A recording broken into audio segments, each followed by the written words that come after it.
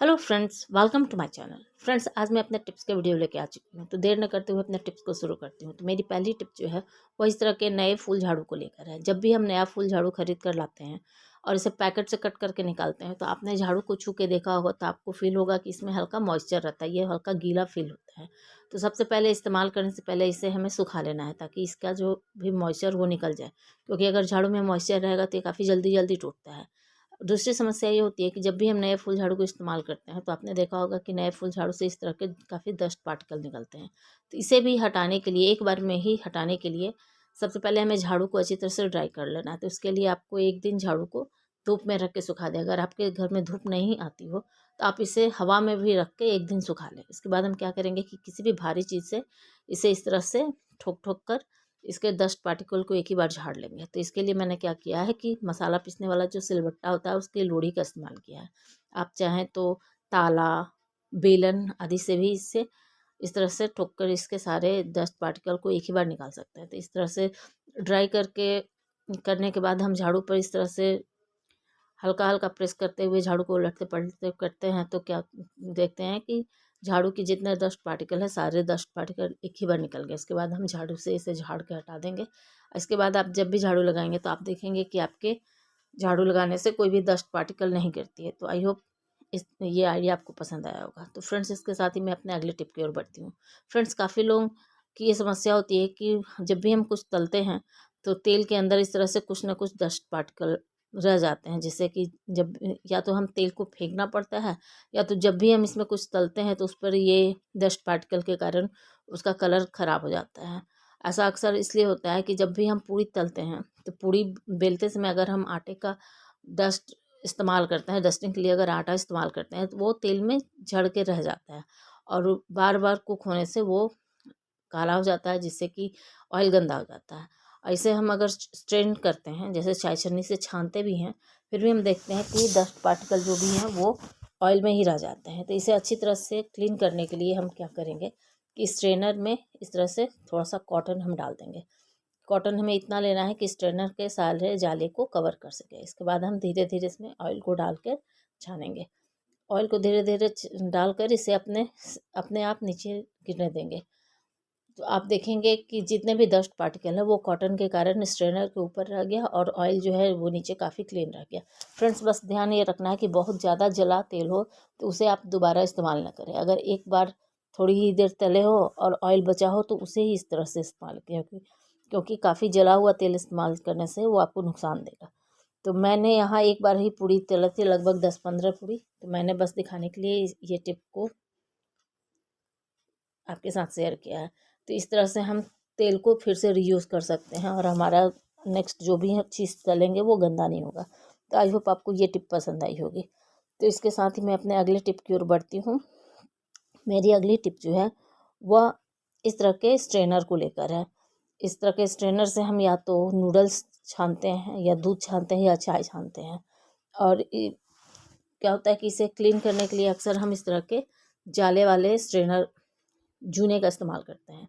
तो हमें इस तरह के मेटल वाले जूने का इस्तेमाल नहीं करना है, क्योंकि क्या होता है कि जब भी हम इस जूने का इस्तेमाल करते हैं तो पुराने होने के बाद क्या होता है कि इसके छोटे छोटे पार्ट जो होते हैं वो जाले में फंस जाते हैं। और जब हम इसे से स्ट्रेन करते हैं कोई भी चीज़, जैसे दूध हो या चाय हो, तो वो चाय के साथ हम इनटेक कर लेते हैं, जो कि काफ़ी नुकसानदेह है।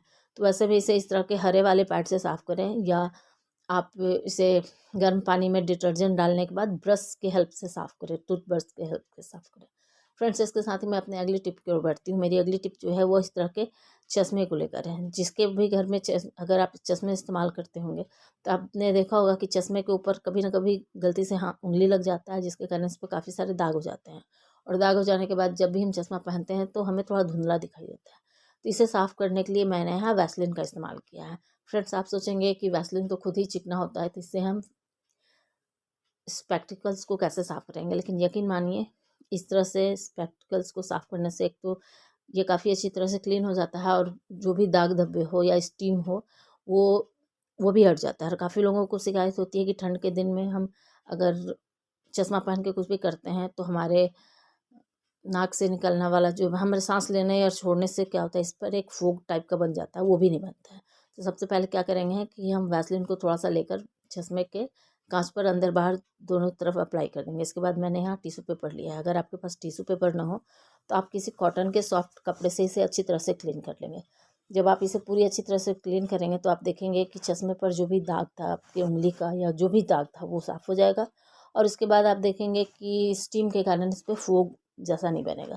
तो इसके साथ ही मैं अपने अगले टिप की ओर बढ़ती हूँ। फ्रेंड्स, हम अक्सर या तो इस तरह के सासे वाले कॉफ़ी का इस्तेमाल करते हैं या इस तरह के बॉटल वाले का इस्तेमाल करते हैं। तो सासे वाला का इस्तेमाल करने के बाद तो क्या होता है कि इसे हम एक बार में या 2 बार में इस्तेमाल करके ख़त्म कर देते हैं और इसमें हवा नहीं लगता है। लेकिन बॉटल वाला जो कॉफ़ी होता है उसमें अक्सर समस्या ये होती है कि अगर आपने सारे कॉफ़ी को इस्तेमाल कर लिया तो ठीक है, नहीं तो कभी कभार क्या होता है कि हल्का फुल्का भी अगर ढक्कन ढीला रह जाए तो हमारी कॉफ़ी जो है वो काफ़ी लगभग सारी कॉफ़ी जम जाती है। उसके बाद हम उसे इस्तेमाल नहीं कर पाते हैं, उसे हमें फेंकना पड़ता है।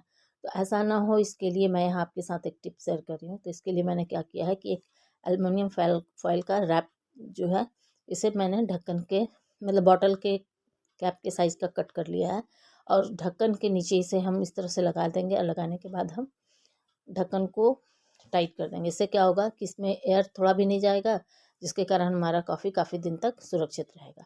तो इसके साथ मैं अपने अगले टिप की ओर बढ़ती हूँ। फ्रेंड्स, हमारे यहाँ काफ़ी तरह के हम पेन इस्तेमाल करते हैं जो ख़त्म हो जाता है, या अगर उसका लिड वाला पॉइंट टूट जाए तो हम उसे फेंक देते हैं। लेकिन आज का जो मैं टिप शेयर कर रही हूँ उसके बाद आप इन पेन को फेंकने से पहले उसके कैप को ज़रूर निकालें, क्योंकि इसके कैप का आप काफ़ी तरह से इस्तेमाल कर सकते हैं। तो एक इस्तेमाल तो मैं आपको अभी बता रही हूँ कि इसका इस्तेमाल हम क्लॉथ क्लिप की तरह करेंगे।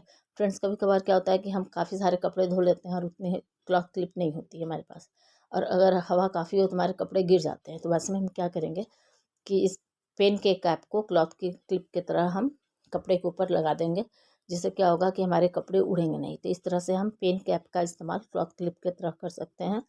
तो इस टिप को देखने के बाद आप कभी भी पेन फेंकें तो उसके ढक्कन को निकाल कर ज़रूर रख लें। अगर आपका पेन टूट भी गया हो फिर भी उसका कैप आपको काफ़ी काम देता है।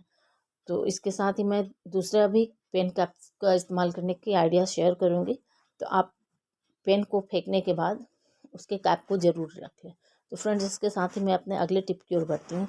मेरी अगली टिप जो है वो गाजर को लेकर है। फ्रेंड्स, गाजर जब भी हम छीलते हैं तो आपने देखा होगा कि गाजर का जो छिलका होता है काफ़ी पतला होता है, और अगर इसे छीलने के लिए हम पीलर का इस्तेमाल करते हैं तो छिलके के साथ काफ़ी गुदा भी निकल जाता है। तो हम ऐसा क्या करें कि कम से कम नुकसान के साथ ही हम गाजर को छील सकें। तो उसके लिए क्या, पहली टिप तो है कि चाकू से आप इस तरह से हल्के हाथों से इसे पील करेंगे तो आप देखेंगे कि सिर्फ इसका पतला लेयर जो छिलका है वही निकलता है। और दूसरी टिप है उसके लिए, अगर आप चाकू इस्तेमाल नहीं करना चाहें या अगर आपका चाकू काफ़ी तेज़ हो, क्योंकि काफ़ी तेज़ चाकू से इस तरह से हम अगर छिलके को उतारते हैं तो पता चलता है कि गाजर में ही कट लग जाता है, यहाँ वहाँ फंस जाता है।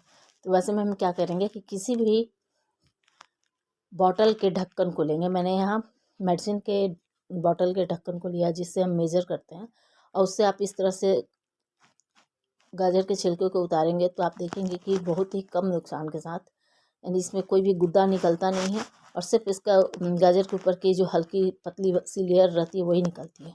तो हम इस तरह से गाजर का कम से कम नुकसान किए ही इसे छील सकेंगे। तो फ्रेंड्स, इसके साथ ही मैं अपने अगली टिप की ओर बढ़ती हूँ। मेरी अगली टिप जो है वो मार्केट जाते समय पॉलीथीन कैरी करने को लेकर है। फ्रेंड्स, आजकल क्या है कि मार्केट में आप कुछ भी लेने जाइए तो काफ़ी सारे शॉपकीपर जो हैं वो पॉलीथीन नहीं देते हैं, और अगर आप घर से नहीं लेके गए हो तो कोई भी सामान लेने में हमें काफ़ी परेशानी होती है। अगर हम अपने शॉपिंग करते जाते समय अगर अपने पर्स में इस तरह से शॉपिंग पॉलीथीन बैग को लेके रखते हैं तो क्या होता है कि ये तो एक तो स्पेस ज़्यादा घेरता है, और जब भी हम निकालने के लिए करते हैं तो एक पॉलीथीन के साथ हमारे कुछ सामान भी बाहर आ जाते हैं या सारे के सारे पॉलीथीन निकल के बिखर जाते हैं। तो वो दिखने में भी ख़राब लगता है, थोड़ा सा अच्छा भी नहीं लगता है। तो वैसे में हम पॉलीथीन को किस तरह से बैग में कैरी करें कि वो दिखने में भी ख़राब न लगे और जगह भी कम ले, तो हम क्या करेंगे, सबसे पहले अलग अलग साइज़ का हम पॉलीथीन ले लेंगे। जिस जिस साइज़ के पॉलीथीन में आप सामान लेते हो, क्योंकि पॉलीथीन तो आपको अपने साथ ही कैरी करना पड़ता है, तो उसे हम इस तरह से पतला स्ट्रिप में कर लेंगे। उसके बाद इस तरह से हम फोल्ड कर लेंगे। जब पूरा पॉलीथीन फोल्ड हो जाए तो इसे सिक्योर करने के लिए हम क्या करेंगे, इसे एक रबर बैंड से सिक्योर कर देंगे ताकि बैग में रखने के बाद ये पॉलीथीन खुले नहीं।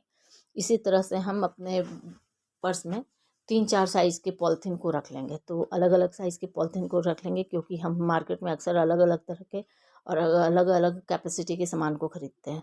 तो मैंने यहाँ लगभग 2-3 पॉलीथीन लिया है। इसी तरह से आप अपने अकॉर्डिंग, सामान के अकॉर्डिंग 2-3 पॉलीथीन को इस तरह से फोल्ड करके अपने पर्स में सिक्योर कर लें, जिससे कि आपका पर्स में एक तो ये स्पेस भी ज़्यादा नहीं लगा, और कुछ भी अगर आपको मार्केट में दिखे तो उस समय ख़रीदते समय आपको थोड़ी भी परेशानी नहीं होगी कि आप इसे कैसे कैरी करेंगे। तो आई होप आपको ये मेरे सारे ही टिप पसंद आए होंगे। अगर आपको मेरे टिप पसंद आते हो तो मेरे वीडियो को लाइक करें, शेयर करें और मेरे चैनल को भी सब्सक्राइब कर लें। और मुझे कमेंट में ये भी बताएं कि आप किस तरह के टिप देखना चाहते हैं, ताकि आगे मैं आपके साथ उस तरह के टिप को शेयर करूँगी। तो इसके साथ ही मैं अपने वीडियो को समाप्त